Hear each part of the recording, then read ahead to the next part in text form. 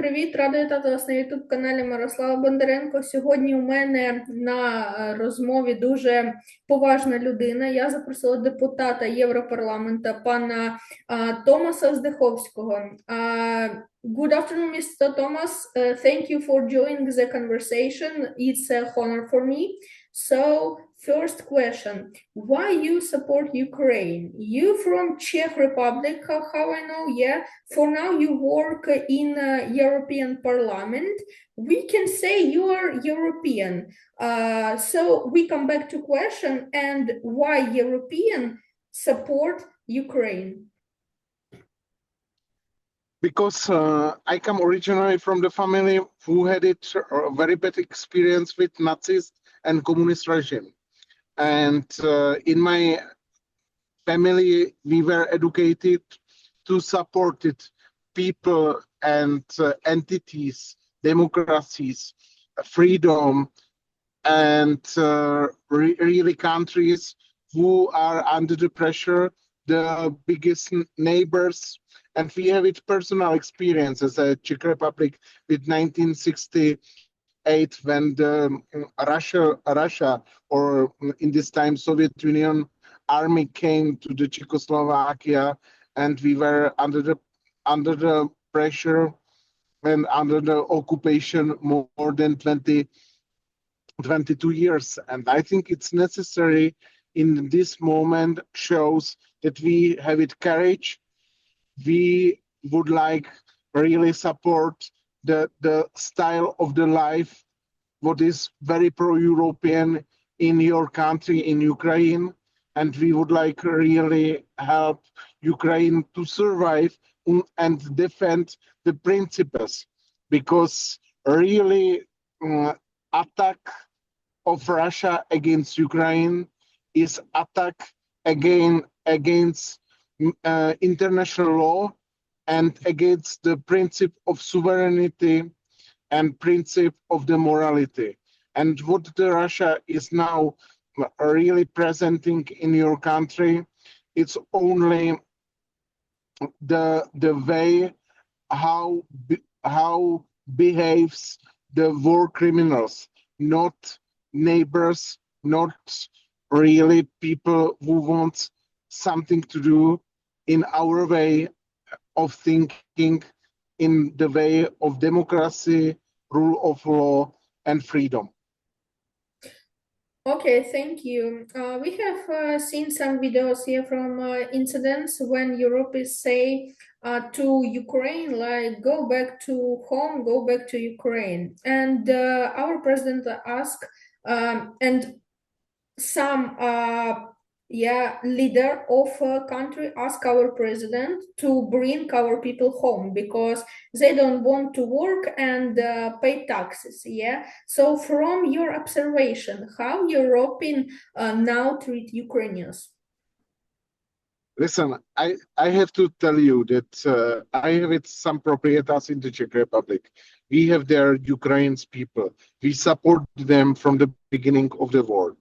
And all these Ukrainian people have their own work. They are very successful. Then they increase salary, they pay taxes, and I'm very happy for all Ukrainians who are in the Czechia.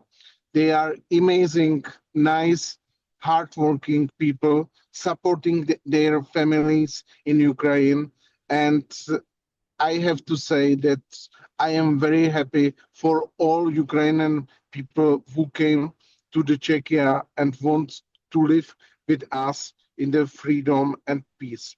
And this is why I will never, ever in my life agree with some colleagues or with some people who are only blaming Ukraine for some reason, and they want to propose that all the Ukrainian people have to go back, because I am absolutely sure that you are doing amazing job, and really I have a very positive opinion about Ukrainian people in my country and in Europe.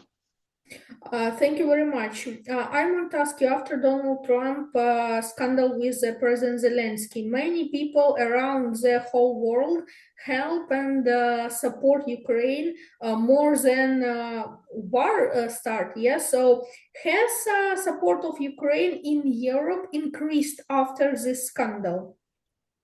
Yes, absolutely. Look on the Czech Republic. We collected money for some Black Hawk helicopter. We collected money for new ammunition. We collected money for new weapons also, and for humanitarian aid also. Really, the solidarity increase between the people. This is not international solidarity, only the countries, but people to people. And this is much more important, and for me it's really very good signal that we didn't forget it, that Ukraine is under Russian attacks. And in the Czech Republic we collected money for 200,000 drones. Also, we would like to show that Ukraine will continue with defense of the people, families, women and children. And for us, it's very necessary to give it to you the signal that we are with you. We really didn't forget you, and we will continue with our help to the end when the Ukraine will decide that you want to have it peace, and you will do the peace with Russia. Thank you. In 20th of January, new president of the United States was elected. He often makes express about Ukraine, about Europe. How now I will express the opinion just a Ukrainian. Europe now, yeah, everything is going as if Trump is playing into hands of Russian dictator Putin. When, for example, he stopped providing military aid or any intelligence coordinates to Ukraine. And there is many talks that if Trump stops the aid, then Europe will need to unite and comparison for the supply of weapons. So will Europe be able to compensate the side of the supply of these weapons? You can see the reaction of the Europe. After Friday meeting, the Trump and Zelensky, we organized in Sunday meeting in London. We organize really the discussion between us and Canada, and we are now sending more and more weapon, everything what you can use it to your country, to help your country, to really give you the chance to defend it. Also, Europe is prepared. It will cost a huge amount of money, but we are with you fighting for our security. This is not only security of your country. It's touching us, and if Russia will win in this terrible war, I think no one in Europe will be secure. And I will tell you another things what can help Ukraine people understand why we are with you. Russians started the sabotage against military equipment, against military company around the Europe, because we supported Ukraine, and this is why we need to continue with the support, because the war is not only between Ukraine and Russia. The war is between democratic and undemocratic world, between Ukraine on the one side with support of democratic countries, and on other side is North Korea, Iran, and China. Also, it's very important and very clear that really it's touched us a lot, and it's touched us much more that you can imagine, and it's for us very sensitive how the US will behave for the future. Agree with you. Ukraine is located in the center of Europe, and is the center of Europe. How I say, also protects Europe from Russian armed aggression. So, question is, what role does Ukraine play in the current geopolitical situation in the Europe? You have a crucial role at the east of Europe.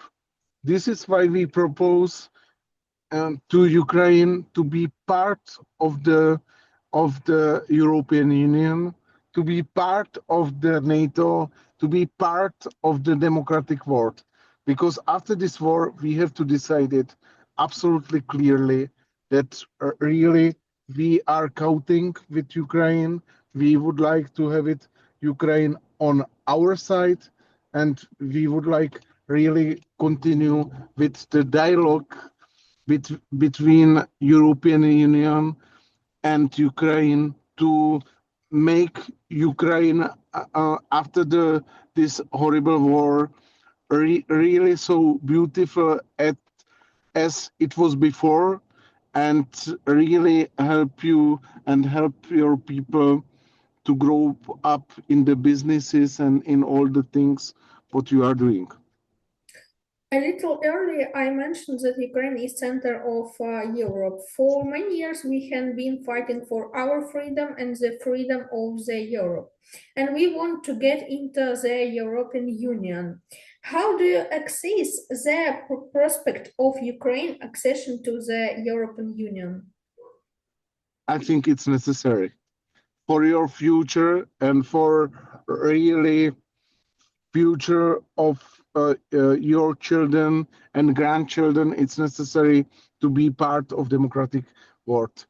If you will be continue in some neutral and in some vacuum, you will be under the pressure of the Russia. And I don't want really to repeat the same mistakes what we did in 2014. We thought that really, if you will give it Crimea to the Russia, it will stop aggression against your country and secret services in your country. But you can see that it was the biggest mistake of the Western countries were very, very naive in this position, and it shows us that we have to be absolutely clear and we have to be absolutely strict in our future.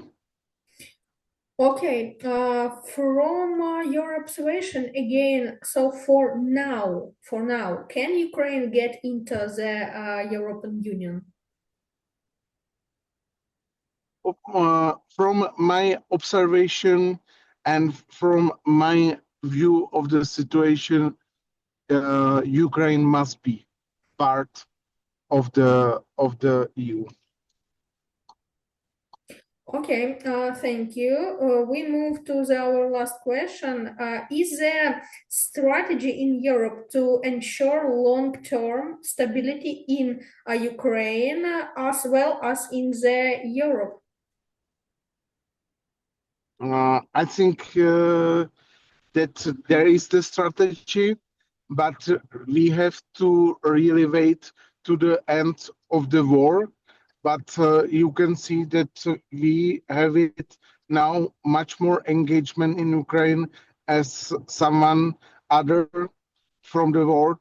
And I think that after the war, it will be first, it will be economic privilege partnership, what we have to do for Ukraine to help you and help your company to grow up.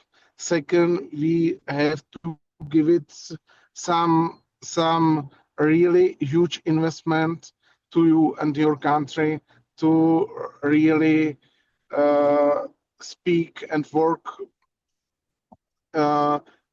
together to grow up and make Ukraine great again. We finish our conversation. I am very grateful to you, Mr. Thomas, for having the opportunity to talk to you personally. Thank you so much and goodbye.